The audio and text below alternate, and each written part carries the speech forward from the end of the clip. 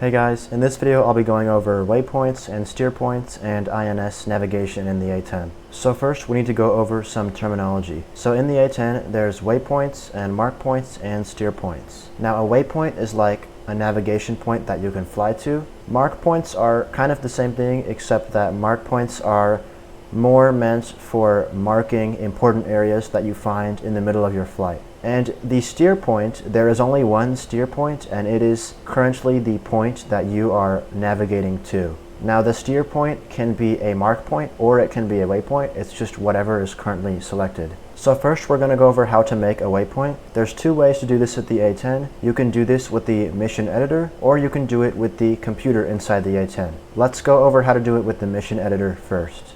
So making a waypoint for the A-10 in the mission editor is really simple. First, you just click on your A-10, then you come over here and click Add. Then you just click on the map wherever you want your waypoints to be. And the A-10 can hold 2,000 waypoints, so don't worry about making too many. Then when you're done, you just click Edit, and you can click off, and then you're done. You can adjust the elevation and the names for all your waypoints, and the way you do that is just by clicking on your A-10 again. Then you select the waypoint you want to adjust, let's say waypoint 3. And you can type in a name for your waypoint here. And you can also adjust the elevation that you want. Now you can do MSL or AGL. AGL is its elevation above the ground, and MSL is its elevation above the sea. So let's say I want this waypoint to be 12,000 feet above the sea. I just come here and I type in 12,000. Okay, so now let's go over how to make a waypoint in the A-10's computer. Okay, so the first thing we're going to have to do is come to the A-10's computer over here on the right side. These buttons at the top are kind of like your main menu buttons. So you're going to click this one that says WP to go to your waypoint menu. Then you're going to want to click waypoint at the top right. So when you're in this waypoint menu here, at the top left there'll be a number. Right now it's 0. So that means we're looking at all the information for waypoint 0 right now. If you want to look at the information for a different waypoint, you can type in that waypoint's number. Let's say waypoint 5, and then click this number up here. Now I don't actually have waypoint 5, so you can see there's an error. But if, let's say I want to do waypoint 1, I click 1 and here, and now I'm looking at the information for waypoint 1. Okay, so for actually making a waypoint, you just click this button here. So you can see if I click it, there's a number 2. That means when I click it, it's going to create waypoint 2. So let's click it. You can see it automatically selected 2. So now I'm looking at all the information for waypoint 2. Now whenever you make a new waypoint, by default it will have all the information for whatever the previous waypoint was. But I don't want that. I want to make a waypoint in a new area. So we're going to have to type in some coordinates for our waypoint. Now the A-10 can use two different types of coordinates. One of them is degree decimal minutes, which is what we're looking at right here. And it can also use MGRS grid coordinates. You can switch to MGRS grid coordinates by clicking this button on the bottom right. You can see it says UTM. Now we're looking at grid coordinates. It doesn't matter which one you use, both of them will work. It's just really your preference. I'll show you how to do both. First, let's use degree decimal minute coordinates. So what you need to do is go to your F10 map and find where you want your waypoint to be. I want to make my waypoint on top of the pyramid at Las Vegas. So since I want my waypoint to be in the degree decimal minute format, I'm going to have to make sure that is the format that my F10 map is in at the top left. As you can see, currently it's not. So what you need to do is hit Left Alt and Y, and you can keep doing that and it will cycle through a bunch of different types of coordinate formats. You need to keep cycling until we have this one at the top, which is degree decimal minutes, which is what the A-10 uses. You can know it is degree decimal minutes because you'll have two numbers, the degree symbol, then two numbers, then a decimal, then three numbers. So what you need to do is put your mouse cursor right over the point where you want your waypoint to be. I want my waypoint to be right on the tip of the pyramid. Then you're going to look at what the coordinates are and write them down somewhere so you don't forget. You should also write down the elevation number. You can see right now mine is at 2156 feet. Okay, back in the A-10's cockpit, now we need to input that information. First, I'll input the elevation, which for me it was 2156 feet. Then I'll input the north coordinates. For me it was 3605 724. Then click the north button. Then you input your westing coordinates, or if you are on a different map, it might be easting coordinates. For me, it was 115105554. There we go. So now you have your waypoint 2 on top of the pyramid in Las Vegas. The only thing you can do now is you can type in a name for it if you want to. You can type it in using this keyboard here. Once you type the name in, you just click this top right button next to where it says Mission 2. And there I have my waypoint 2 all filled out. Okay, next let's make a waypoint with the MGRS grid coordinates. So let's create a new waypoint at waypoint 3. Then I'm going to click this bottom right button. You can see it says UTM, and now I'm in grid coordinates. The first thing we need to do is make sure we're in the right grid zone. As you can see, the grid zone is this here that says 11S. What you need to do is go back to your F10 map and find where you want the coordinate to be. I want to put it on top of the Sphinx's head. Then you need to hit left, Alt, and Y and cycle your coordinates until you get the grid coordinates. The way you know you'll have the grid coordinates is that it will start with a number and then some letters. So as you can see, the grid zone for this is 11S, and 11S is already here, so that means it's correct. If you needed to change the grid zone, it's very easy. Let's say my waypoint was over here, which is 12S. All I would do is I'd type in the grid zone, which is 12, and then S, and then click it. But in this case, ours is going to be 11S. So next we have these two letters down here, NY, or in this case NV. So as you can see on top of the Sphinx's head, it is actually PV.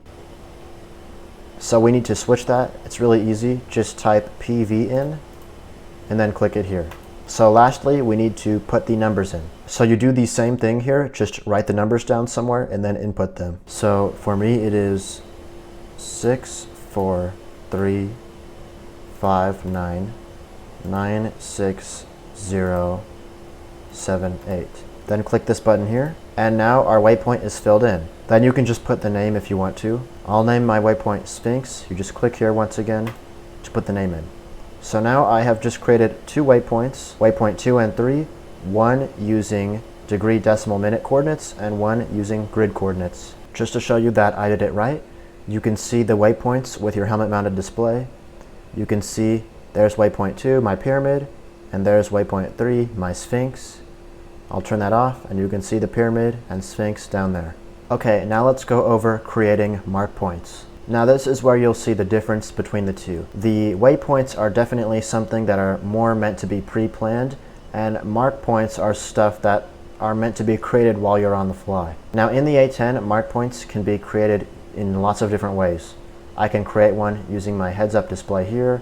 I can create a mark point with my map, with my helmet-mounted display. There's lots of different ways. Now even though there are so many different ways to make mark points, they're all basically the exact same procedure. Now the first thing we need to do is choose what we want to make the mark point with. So let's say I want to make the mark point with the heads-up display. What you need to do is you need to set that thing as your SOI, or your sensor of interest. Now sensor of interest basically means the screen that you want to interact with. Now I want to make my mark point using my heads-up display. So that means I need to set my heads-up display as my sensor of interest. So what you do to set something as your sensor of interest is that you use the coolie switch on your throttle.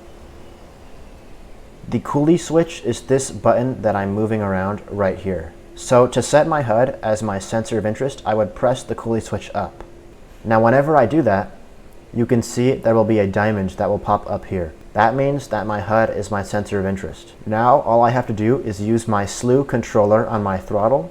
My slew controller is this little thing right here, and I can slew around this little box. So what I do is I put the box where I want the mark point to be, and then I press TMS right. Now the TMS is this switch right here, so I press it to the right.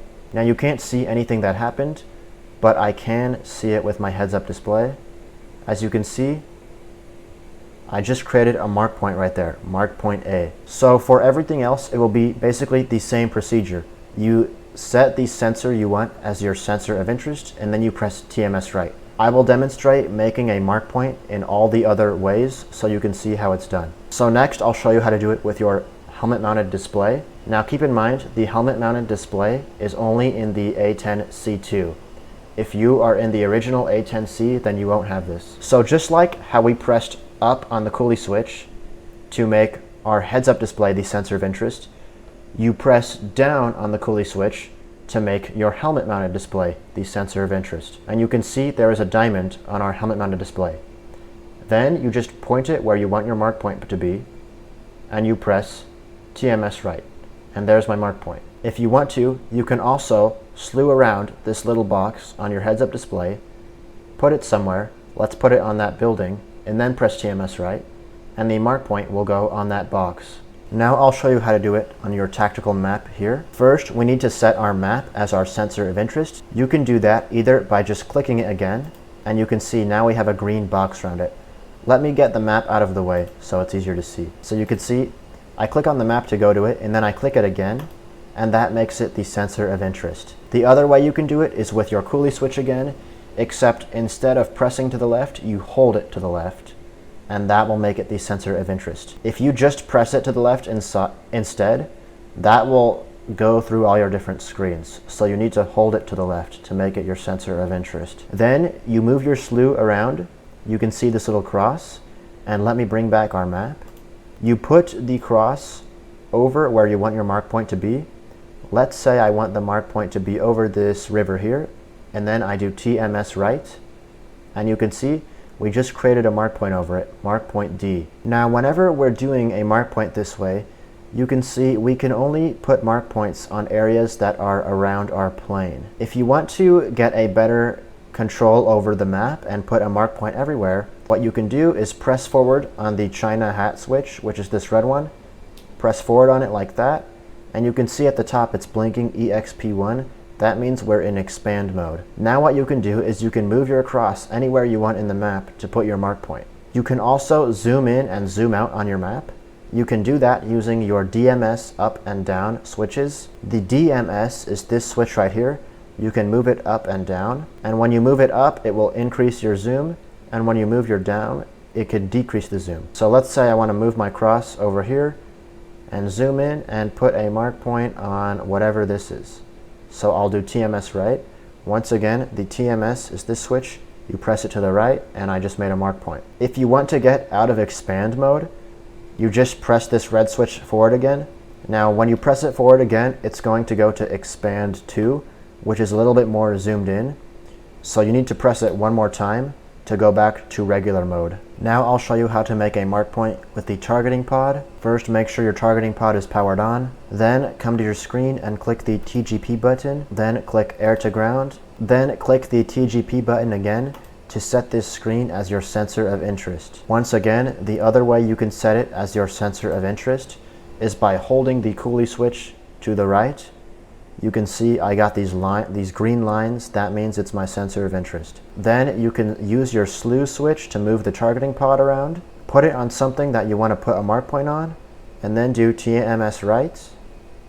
And you can't see it there, but if I look at it with my helmet mounted display, you can see that we did in fact just create a mark point. You can also create a mark point using the seeker head from a Maverick missile. You select Maverick on your left screen, then select it as your sensor of interest. Then move the Maverick seeker somewhere you want the mark point to be. Let's say the top of this mountain. Then click TMS right, and as you can see, we just made a mark point on the top of that mountain. So that is how you make mark points with all of your sensors. However, there are still 2 more ways to make mark points. The first way is by creating an overhead mark point. If you come down here to your computer and you click the MK button, it will create a mark point on your current position. So you can see when I did that, it made Markpoint C, and these were my exact coordinates when I clicked that button. Now the last thing I have to talk about for creating mark points is Markpoint Z. So you can have a mark point for every letter of the alphabet.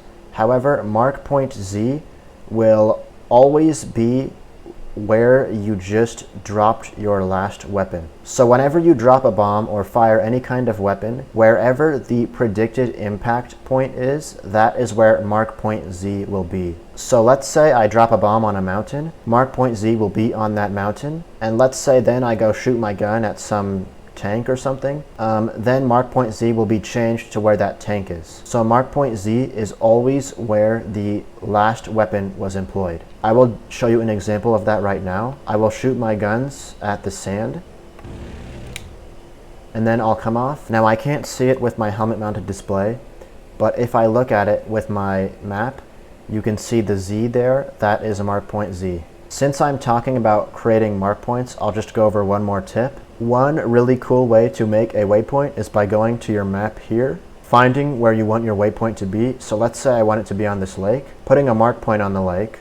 And then a cool feature in the A-10 is that you can actually bring your cross, hover it over any mark point you have on your map, and then there will be this button that has a number and a question mark. So for me it's 2. So basically it's asking me, do I want to use this mark point to create a waypoint?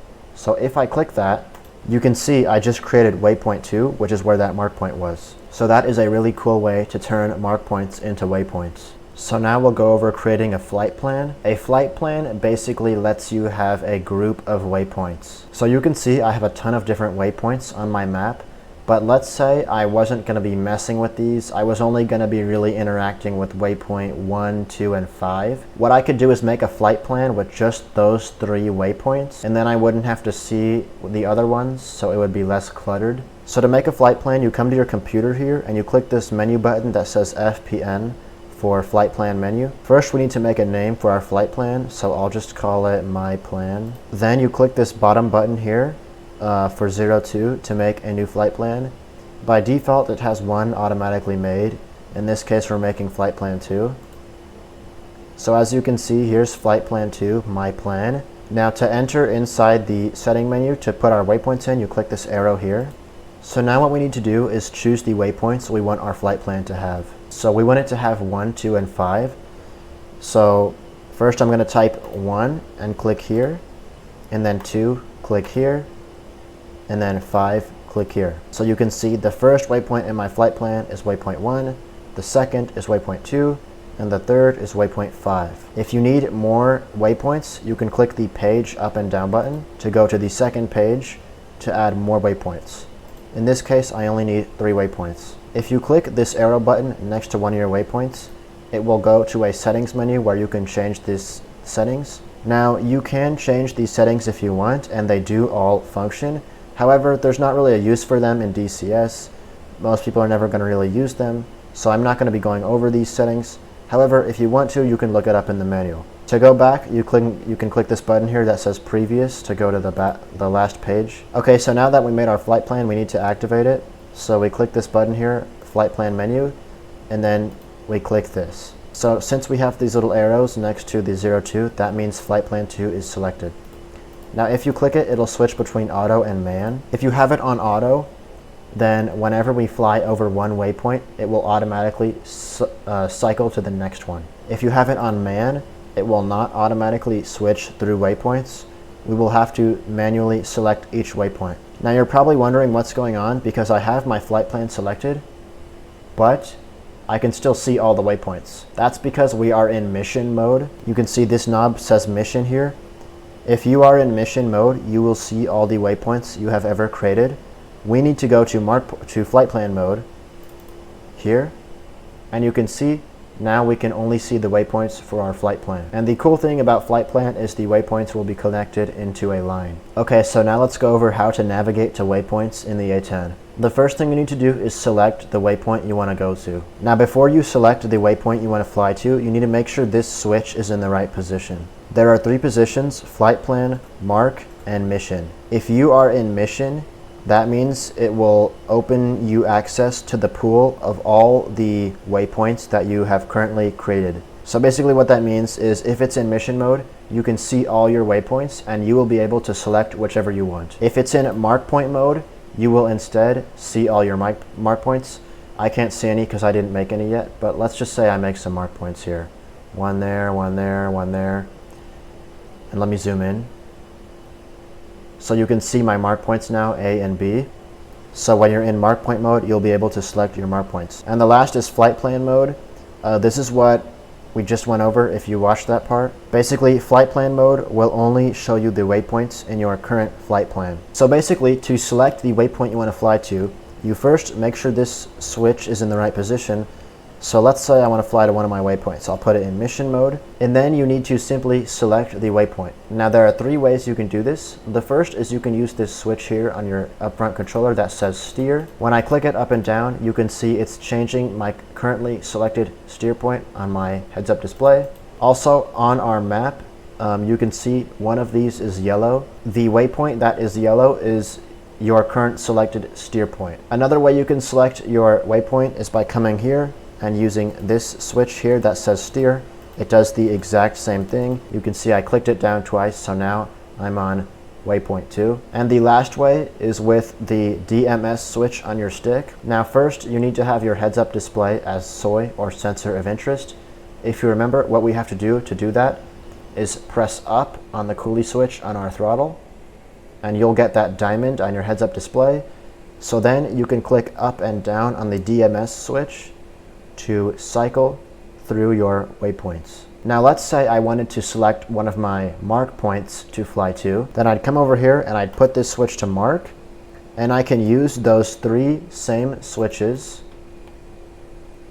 And it's the exact same thing, except this time, instead of cycling through my waypoints, I'll be cycling through all my mark points. Now in this case, I only have 2 mark points, and the mark points will show up on your map here. For flight plan, it's the same thing. All the switches are the same thing. The only difference is that this time you'll be switching through only the waypoints that were in your flight plan. Once again, I need to emphasize this. There is only one steer point. The steer point is whatever is currently selected. For example, I have waypoint 1 up now. That means waypoint 1 is my steer point. But if I come over here, switch this to mark, you can see I got Markpoint B right now. That means Markpoint B is my current selected steer point. One more tip, if you do not like messing with this switch down here, you can also come to your upfront controller and click function and then one of these 3 buttons. So I can click function and then mark. Now I'm in my Markpoint pool, or I can click function and mission. Now I'm in my waypoint pool, or function and then flight plan. And now I'm in my flight plan waypoint pool. So now let's talk about actually navigating to the steer points. You can navigate to your steer point using your compass down here or your map over here. So let's say I want to fly to steer point 3. You can see that the yellow box is your steer point. So let me turn off the autopilot. All you have to do is just turn so your plane is pointing to the steer point. Another thing to note is that your steer point will show up on your heads-up display. You can see that box right there with the line. That is our steer point. I also mentioned that you can navigate with the compass. So here's the compass down here. What you need to do is deselect everything and make sure you have steer point selected. And you can see that needle 1 and needle 2 are both pointing to our current steer point, and they are giving me a distance right now about 16 miles away. Now if I don't have steer point selected, let's say I have TACAN, then needle number 1 will point to whatever you have selected. However, needle 2 will always point to your steer point. I also forgot to mention that you can see how far away your steer point is. By looking at this number here, you can see 12M, it's 12 miles away. Another thing to note is that you can see your steer point with your helmet mounted display. Just like with the map, it will be the yellow box. I'd also like to mention that if you have your map selected as your sensor of interest, you can move your cursor around and hover it over any of your waypoints or mark points, and it will give you some information about it.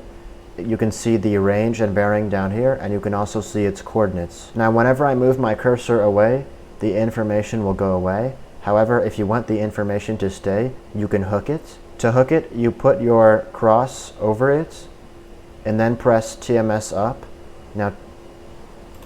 Now TMS is this switch on your stick, so you press it up so you can see now when I move my cursor away, the information stays. If you want to get rid of the information, you can press TMS down and you can see the information is gone. To end this video, I will go over some less common things you probably won't use in DCS, but they are related to the INS navigation system, so I figured I should put them in this video. The first is the anchor point. The anchor point is the same thing as the bullseye. If you don't know what the bullseye is, basically it's a point somewhere on the map that everyone on your team uses as a reference point. So people might say, oh, I'm 5 miles away from the bullseye or something like that. You can choose which waypoint you want to be the bullseye by coming down here, clicking waypoint, and click anchor point. Now by default, the bullseye will be the last waypoint, which is 2049. By default, waypoint 2049 is the bullseye that is set by the mission creator in the mission editor. So I would really not recommend changing this unless you just need to for some reason. If you wanted to change this, let's say I wanted the bullseye to be waypoint 1, you just type in the waypoint and click next to the number. So you can see now waypoint 1 is my bullseye. Also, if you look on your map, you can see right here the bullseye symbol. If you want to, you can also click anchor here, and you can use that to navigate to your bullseye with your compass. Once again, I would really not recommend changing this because by default it's set up right by DCS. So I'm going to go ahead and change it back to 2049. Also, if you want to, you can click this button so it says HUD on. Then on the top right of your heads-up display, you can see bullseye. It will tell you your bearing and range to the bullseye. The other thing to go over is waypoint offsets. Basically, every waypoint can have an offset point. Basically, the offset point is a point which is referenced from a waypoint. So let's say somebody tells you, oh, there's a tank that's 5 miles away from waypoint 1 and it's 30 degrees from waypoint 1. Basically, that's what the offset point is for. In DCS, most of the time you'll probably never need to make that, but if you do, I'll show you how. You come here and you click offset. Then you find the waypoint you want to make an offset from. Let's say I want to have an offset from waypoint 5. I'll click 5 and do that. Then all I have to do is type in the offset degrees and offset distance. Now the degrees is going to be in magnetic heading, not true heading. And if you don't know the difference between magnetic heading and true heading, basically if you come to your map here and open your compass, you can see I have two angle markers here, 88M and then 100. The M is the magnetic bearing and the 100 is the true bearing. So the bearing here has to be in magnetic and the distance is in nautical miles. So let's say, for example, I had a tank that was 30 degrees from waypoint 1 and 2 miles away from it. I'd type in 1, click here, so now I'm at waypoint 1. Then I would type 030 for 30 degrees, and then I would type 02.0 for 2 miles. Then I'd click MHDIS here, so you can see 30 degrees, 2 miles. So now we have the offset for waypoint 1, but we can't actually access it yet. What we need to do is copy this to a waypoint, so you just click this button here.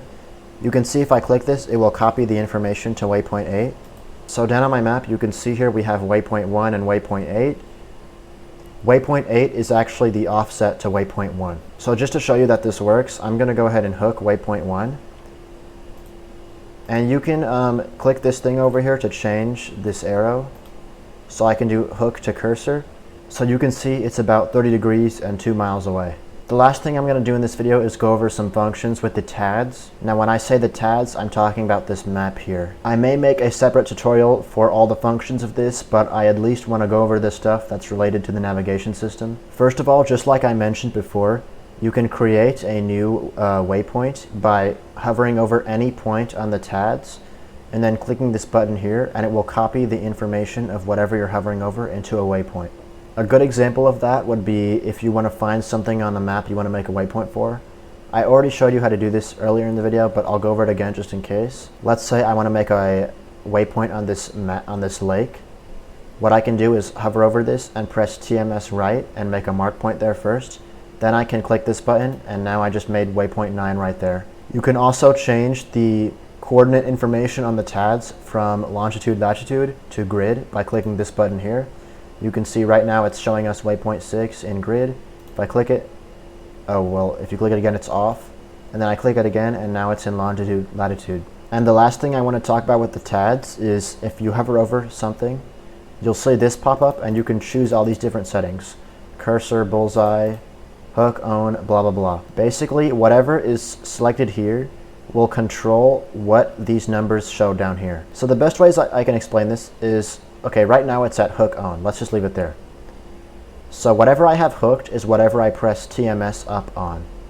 So once again, TMS up is this switch. So if I press TMS up on this guy, have him hooked, you can see right now it's hook to own.